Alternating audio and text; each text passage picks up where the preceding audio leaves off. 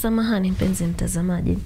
Timu ya taifa ya raga ya wanawake ya wachezaji 7 kila upande walianza kampeni yao mchuano ya raga ya wanawake barani Afrika kwa kishindo baada ya kuilaza Ivory Coast 44-0 katika ligi ama uga wa Rafa ya RFUEA hapa jijini Nairobi, huku timu 12 bora za raga zikiwinda taji la timu bora barani. Kenya Lionesses ambao wamejumuishwa kundi ba pamoja na Ivory Coast na Ghana inalenga kunyakua taji hilo mikononi mwa mabingwa watetezi Afrika Kusini.